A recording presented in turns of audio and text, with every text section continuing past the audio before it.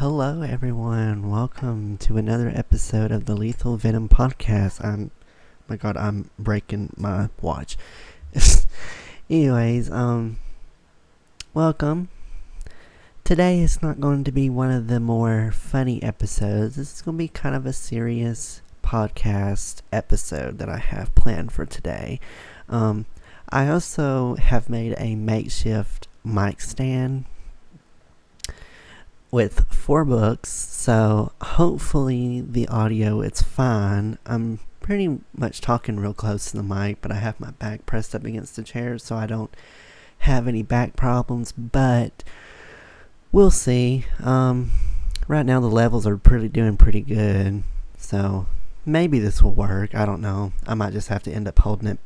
But for today's episode, I wanted to talk about my mental health struggles. I do suffer from a few mental health conditions. First of all, I suffer from clinical depression. I have been dealing with that for 10 years. And also have very bad anxiety. And I have been dealing with anxiety for, I want to say now it's been 5 years. I think it just hit 5 years. So I'm just going to tell you a story time about my mental health journey and tell you what the cause in the sequence of how I got diagnosed and just how I've dealt with it. Just a little trigger warning up front. I will be talking about mental health struggles. I will be talking about depression, anxiety. I will also be talking about suicide, and I will also be talking about vomiting. So, if that's a trigger for you, I wanted to say that up front so you'll be aware and you'll be known so that it just doesn't come out to you in a surprise. First off, I wanted to say that my childhood was really good.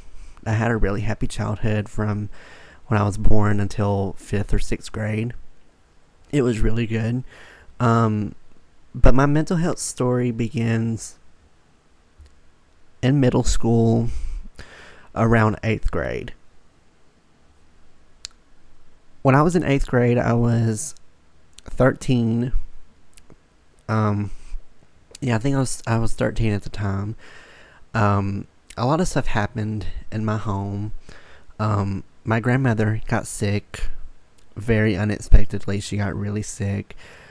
She basically woke up, or just one night woke up and there was just something wrong with her. Come to find out, she did get diagnosed with dementia. And then, so that was just a real big shock. But another thing was school was just really rough. The kids that I had in my grade were really mean to me. They were just bullies, which they had been bullies before, but for some reason 8th grade just hit a new nerve. And just something was just really awfully something just about my attitude changed. But a lot of stuff did go down personally at home.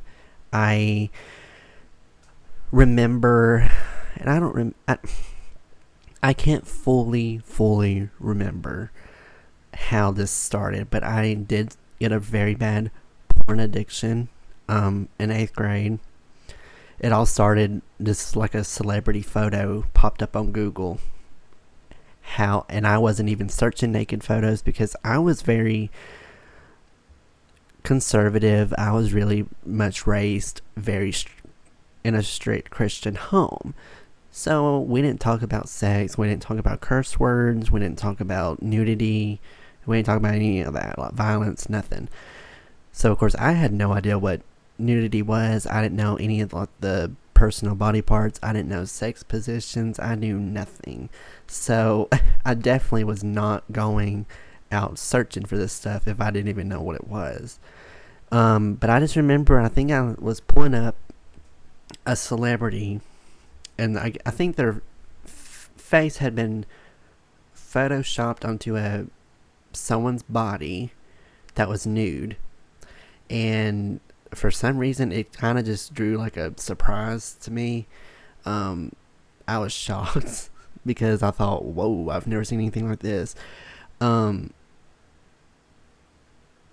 I don't know how that trend how it gradually moved from that to videos because I can't fully remember. But yeah, for about a few months, I really had a very bad porn addiction. Like, it was severe to where I would watch it all the time. I would put that in front of schoolwork. Sometimes I would stay up late at night watching it. I mean, it was really, really bad. Also during this time, I just noticed a shift in my mood. I just wasn't feeling motivated at all about anything.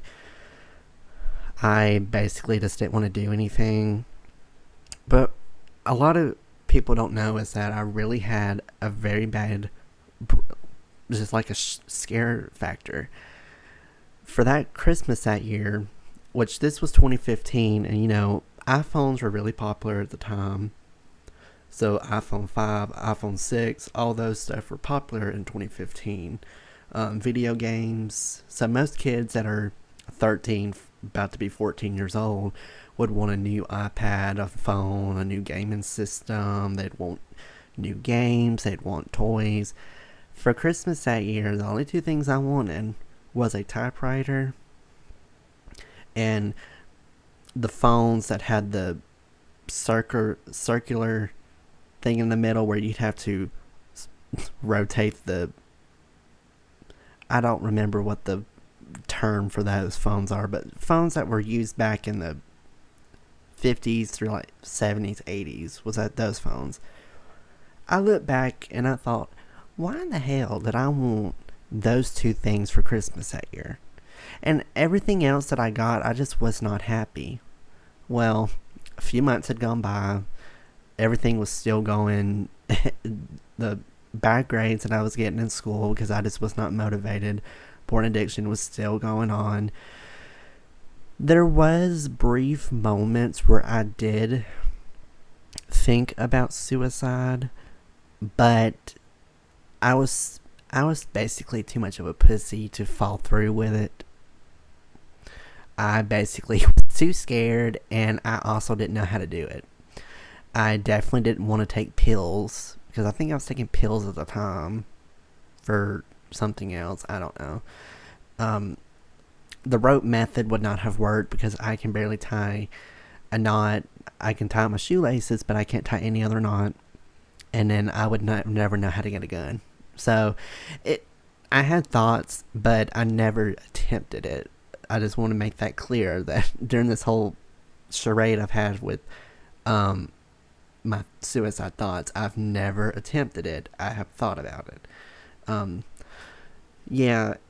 Well, I remember about March or April that following year in 2016, I was stupid. I was dumb. Listen, I'm not the smartest. I may have a college degree, but I'm still dumb. I was watching a porn video middle of the day, and I was watching it in my room, and my desk was facing the door. Well, of course, my mom walked in and caught me, and I thought, okay, let's get a shovel in the grave. Let's just kill me right now. And I told her everything that was going on at that time, and we had like a 2-hour talk. And she said, I think we need to carry you to the doctor. And I said, I think so too. And so we had made an appointment with my physician at the time. And we went to him, basically told him everything that was going on. I was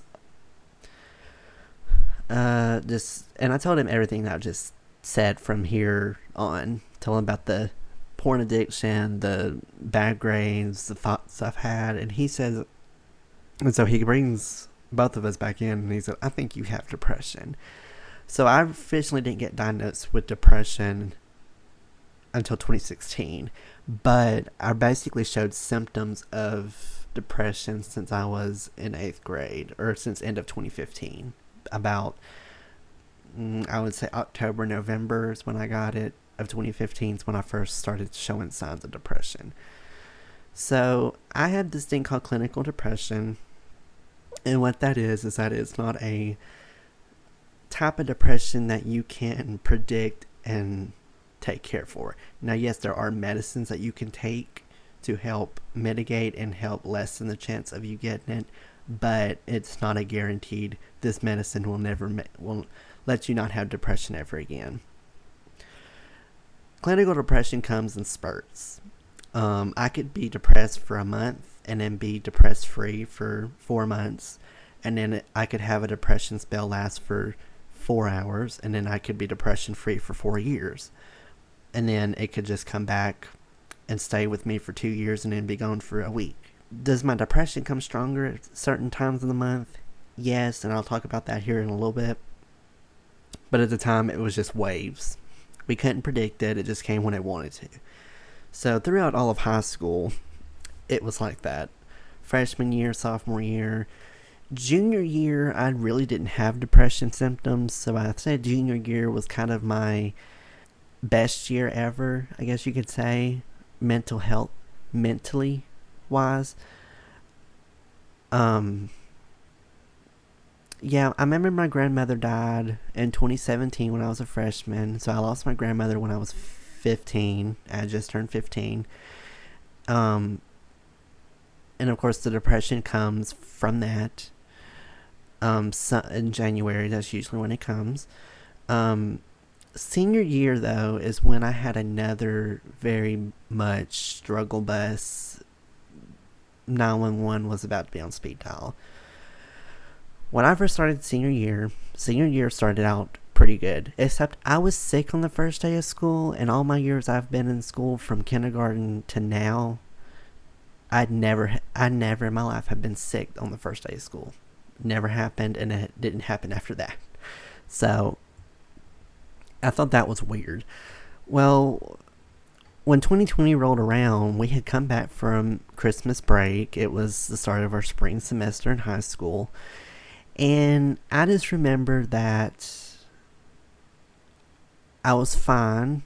I noticed that there was a little bit of mood difference, but then I thought, well, my grandmother's death is coming up. And at that point, it had been 3 years. So it had been only 3 years. So I thought, okay, that's normal because it happens usually every January this happens. So I thought it was just from that.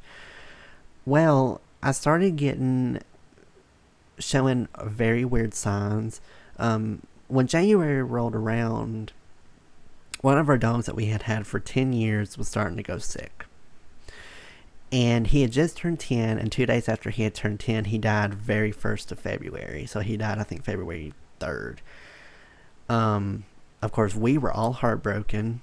Our whole family was, because he was basically he was kind of the childhood dog I had. I remember from the first day we got him till he died, he was that kind of pet. So then that triggered a depression spell.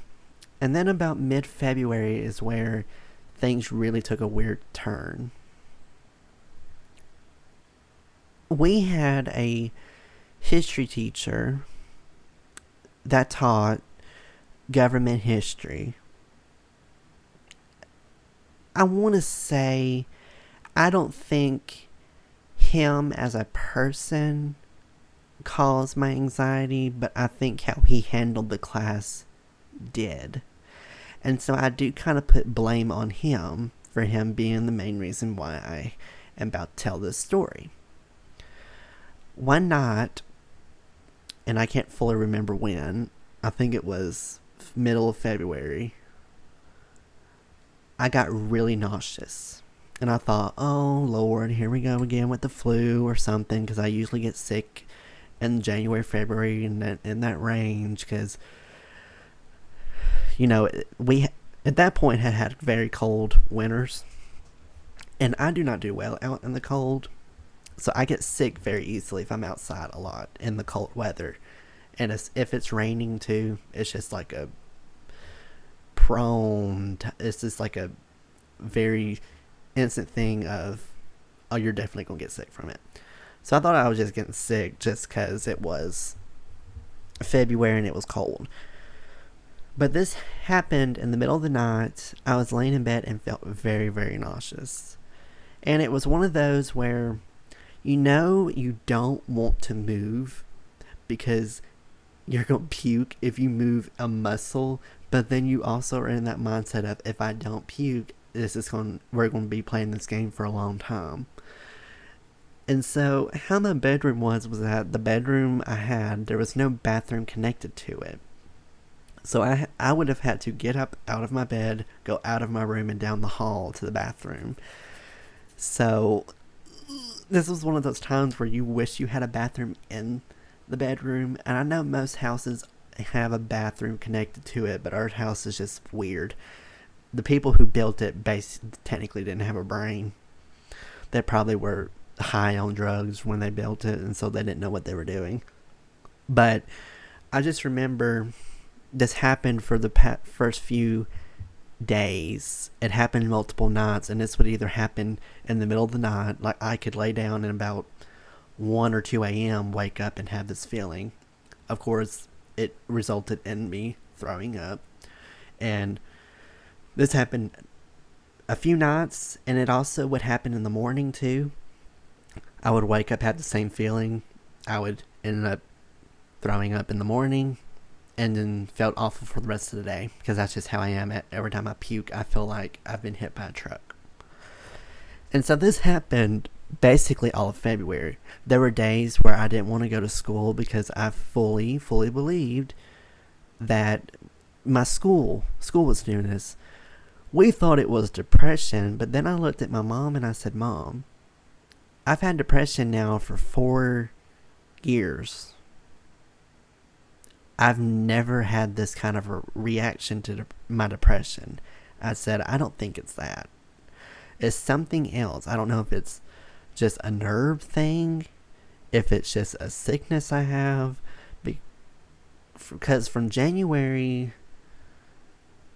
January and March, this base technically happened, where it was, I was in school, I was out of school. I was in school, I was out of school.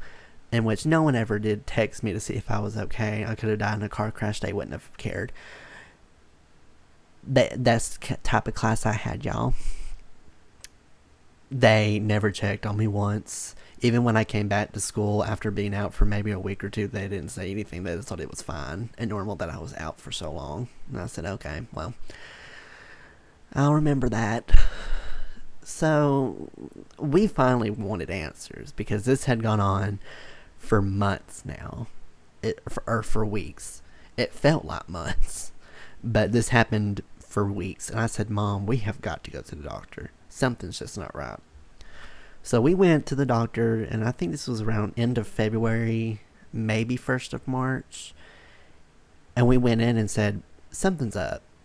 I said, I'm depressed, but I've never had these types of symptoms with my depression. This has never happened. And so he said, okay, what's been going on? Told him everything that had happened. And he said, okay, we'll run some tests and see what we can find. Well, they did some tests and everything. There was nothing that alarmingly came back that we should be concerned. Mind you, when I do throw up, I do lose weight. And so when this is a going on thing for 2-3 weeks, basically had lost a lot of weight. And he had noticed that from just the chart checking. And so he was stoned. And you never want to go to a hospital or to a doctor's office and have a doctor look at you straight in the face and say, I don't know what's wrong with you. Because it makes you think that what you have is untreatable and undetectable.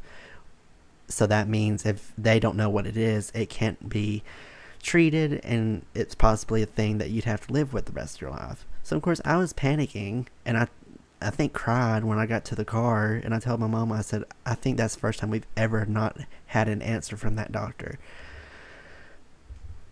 And so what they had advised us to do and originally planned was to stay out of school this week. If they said that school is the main reason, if we think that school's the cause of it, what I want you to do, stay out of school this week, and we'll see, and come back in 1 week, and we'll do a checkup. And so we did that, and I think I had maybe one or two mornings where I had this whole debacle happen, but for the most part, I was mainly back to normal.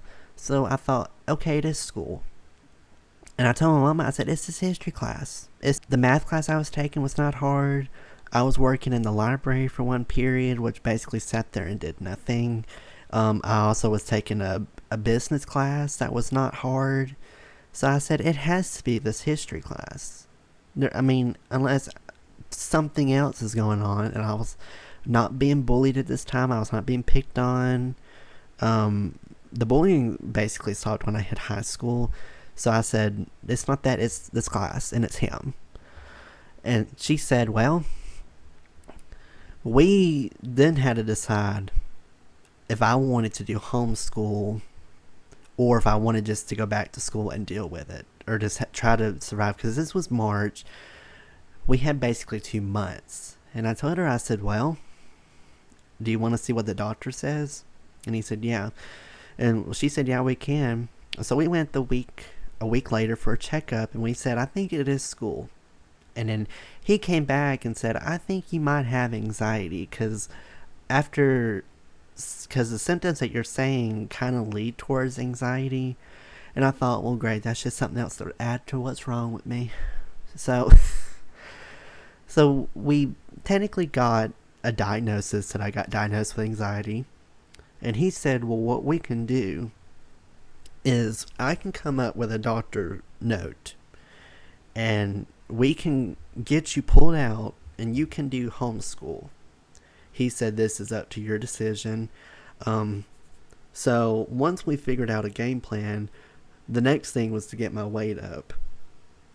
Before this all happened, I weighed about 140, maybe a few pounds more than that. By March, when we got an answer, I was down to 120. So in the span of 2 months, I lost 20 pounds. The side effects and the recovery was really rough for me for eating. My doctor had prescribed me to get on Ensure, which, if you don't know what Ensure is, it's a protein-based drink. You may have seen commercials for it on TV. That is a boost and is full of protein and fats, and it'll help you gain your weight back. And it did. However, it tasted like shit. That was the worst thing. Because I told my mom, I said, I could just go to school and, drink this in school. And I said, if they have questions, I said, it's none of your fucking business. Which I didn't say the F-bomb in front of her because I would have been smacked. But I told her, I said, it's none of their business. Well, we got the Ensure that day, and when we went back home to try it, I wanted to try it by myself because obviously I couldn't make a milkshake like my doctor had suggested I do.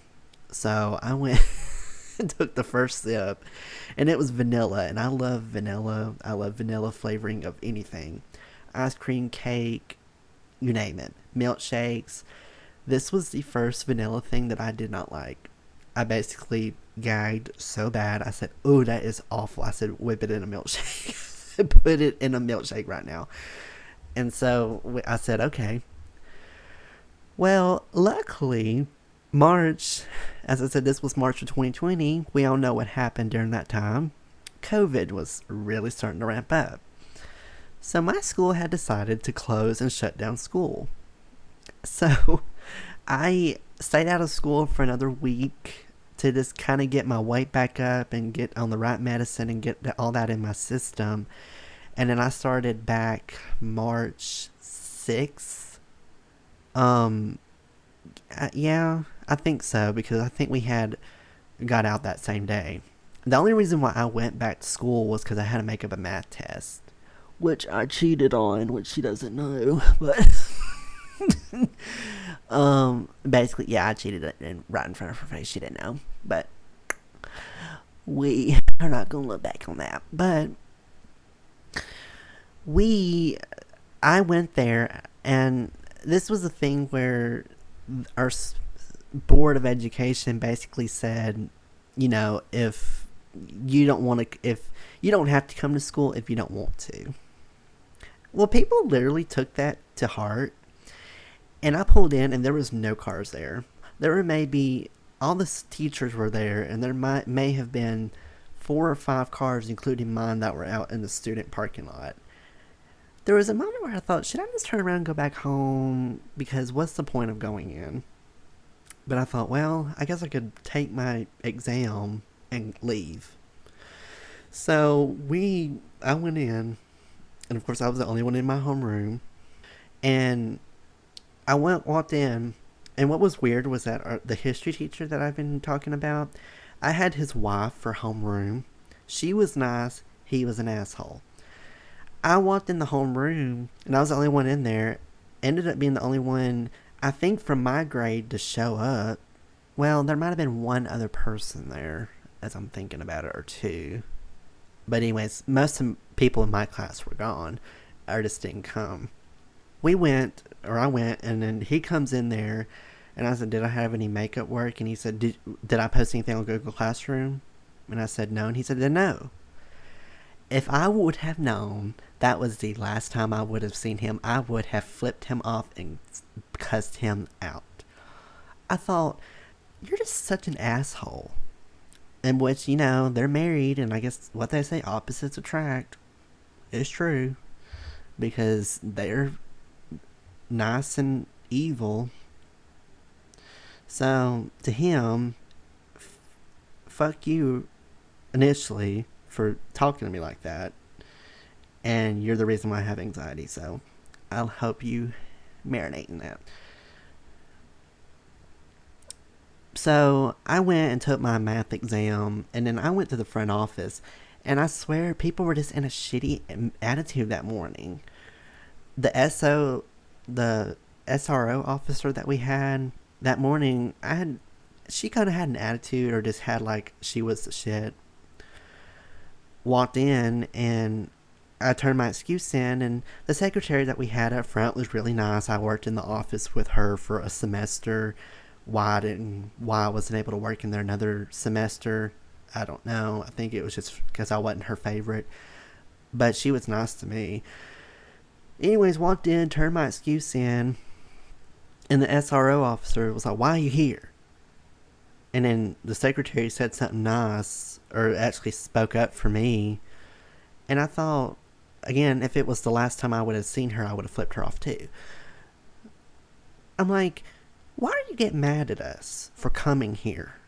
I mean, you didn't have to show up either. I mean, technically, you could have stayed home. So, I mean, you're getting mad at me, but you decided to get up and come. So, it ain't my fault. And I told her, I went up into the office and I said, is there any way I can just check myself out since there's no one here?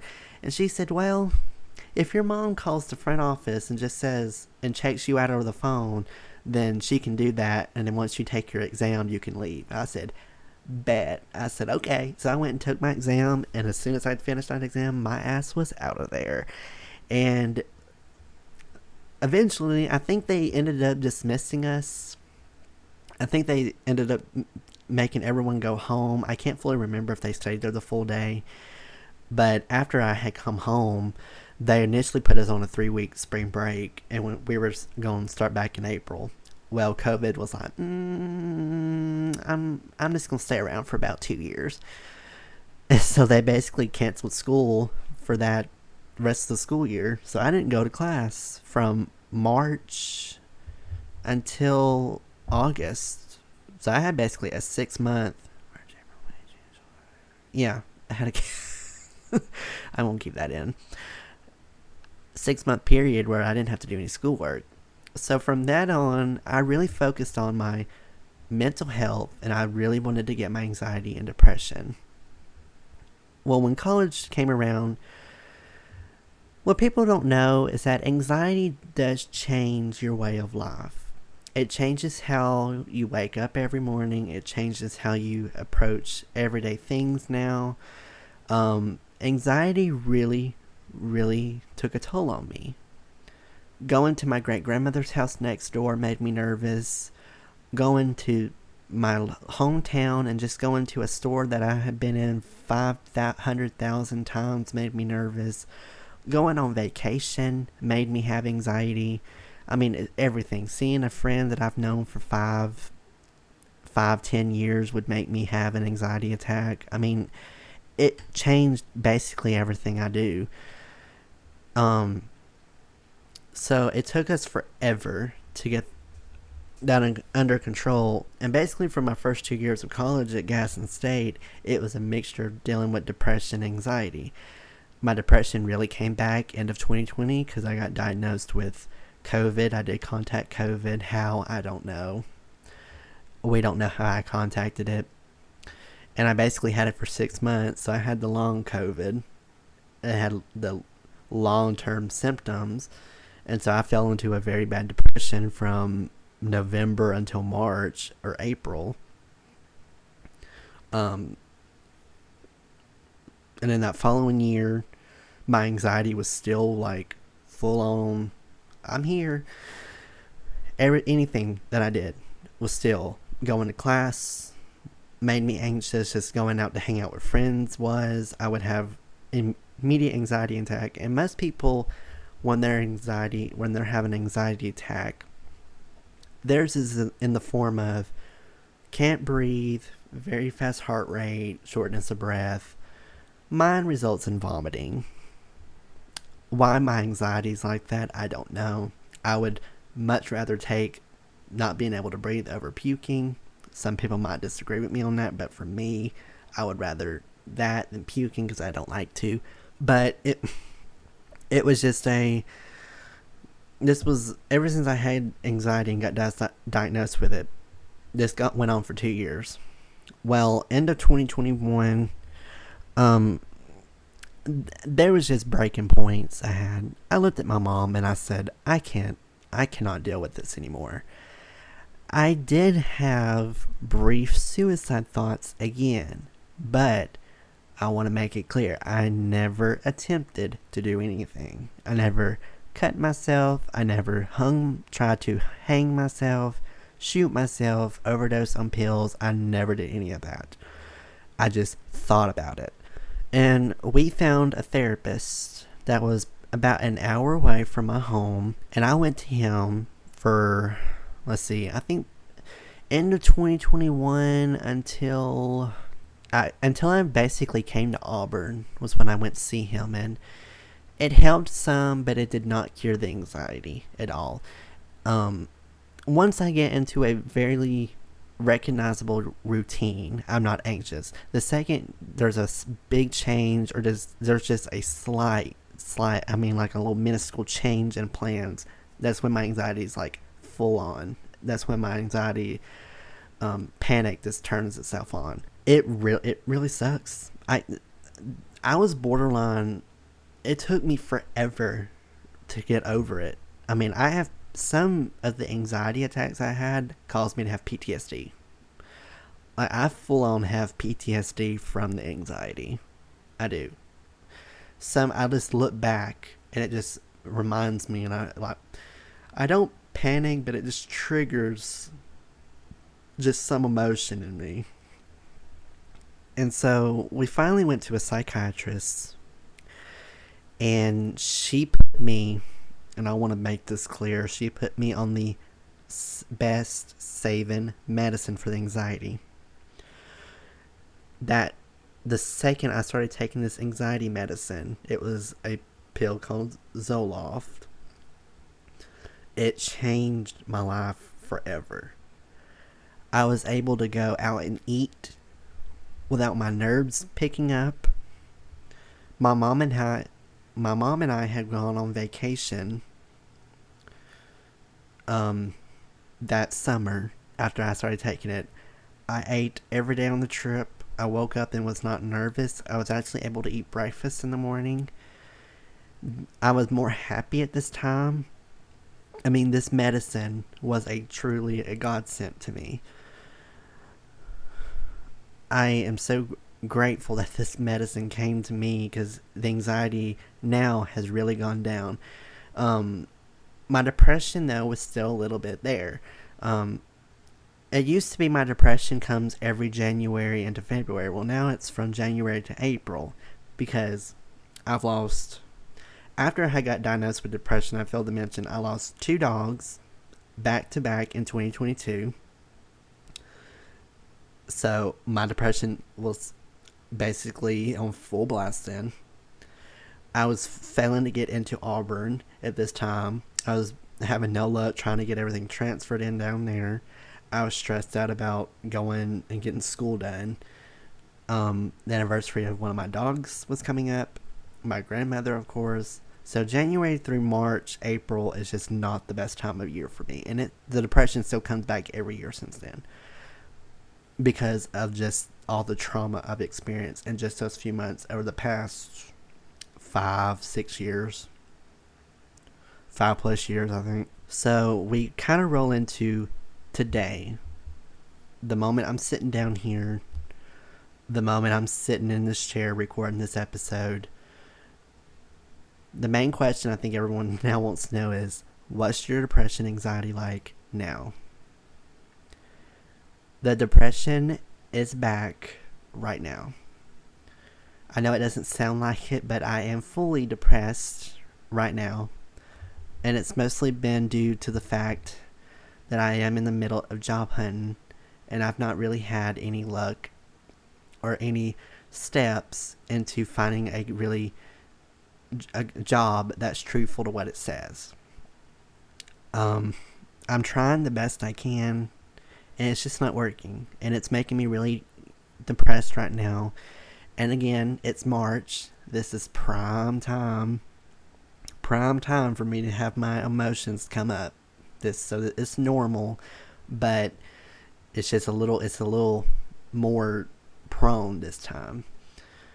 My anxiety is actually pretty good right now. The anxiety is still not showing signs. Again, the medicine is not 100% cured. My anxiety's not fully gone. There are moments that I have where I do have a little brief moment of anxious, but I don't have a full-on anxiety attack. I just get like a little bit of nerves in my stomach, and I start to kind of shake a little bit. My anxiety's better, but again, it's not cured. I know that it's no one's business, but I'm such a huge advocate for mental health. I talk about it all the time.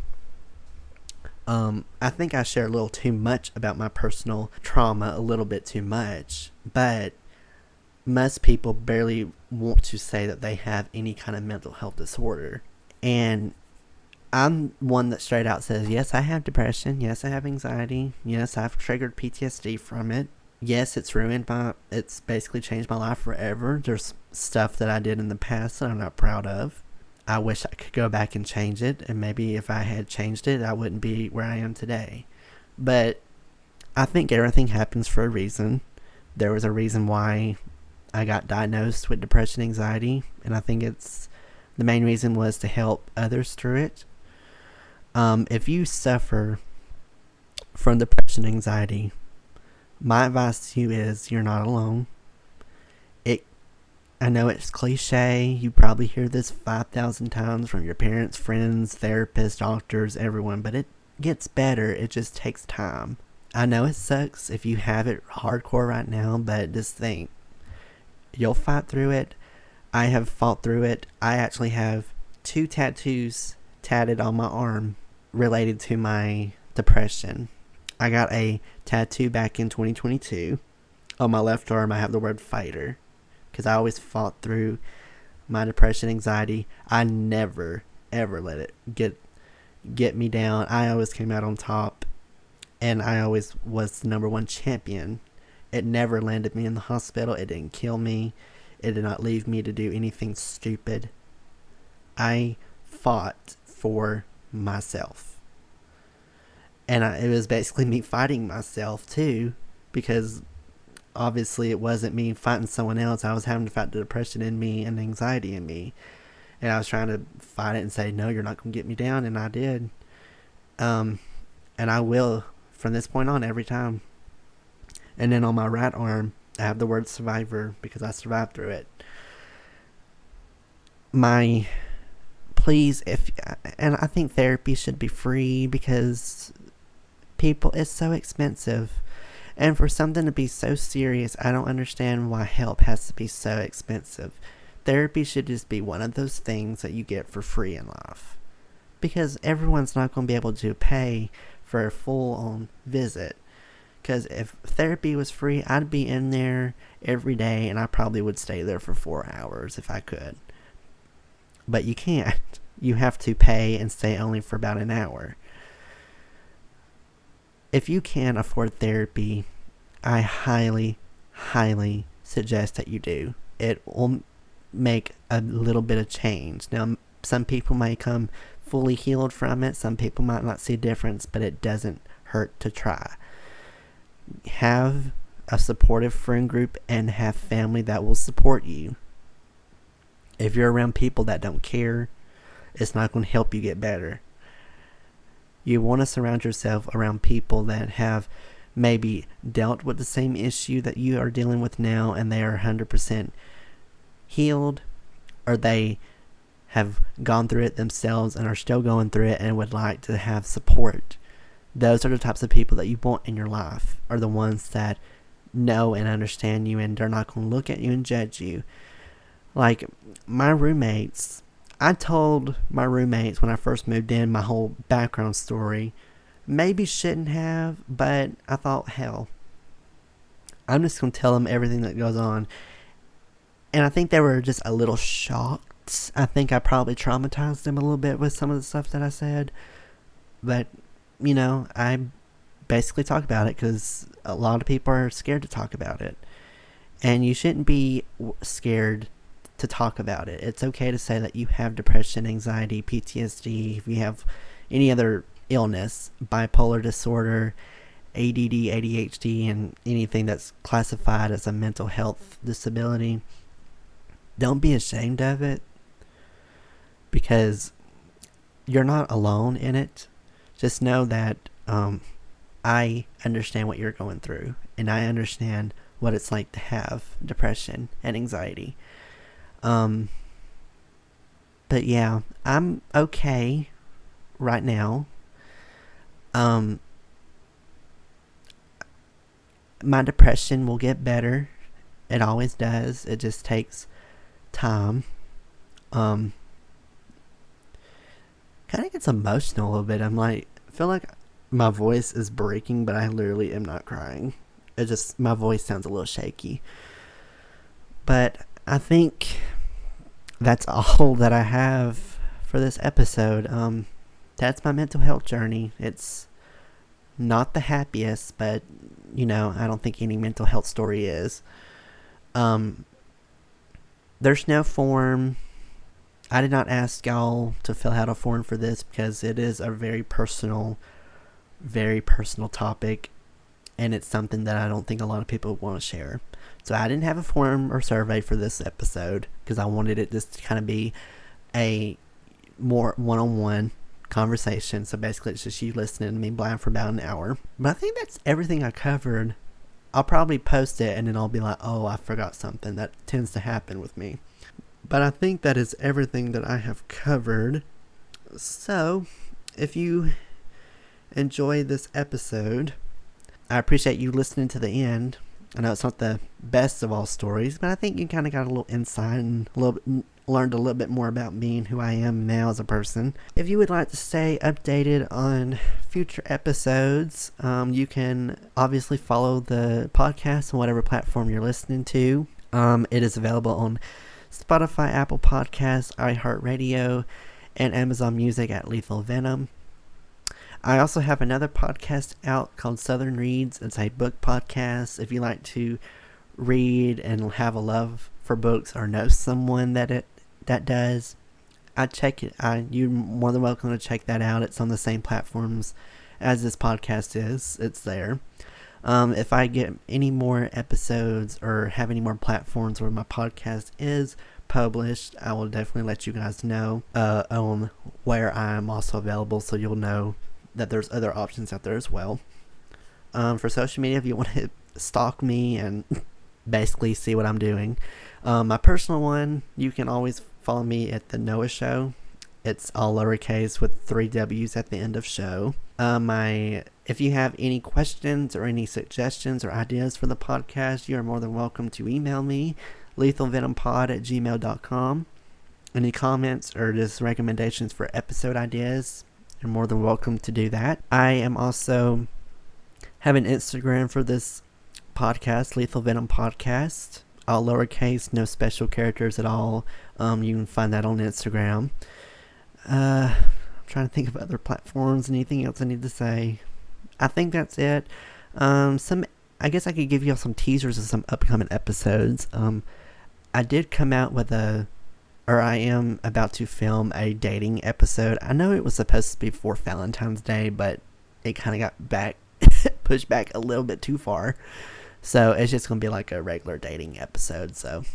And it's just my experience on dating apps. And I did have a survey, so I will be reading some of your entries for that. And y'all did not hold back on it. And I do appreciate that.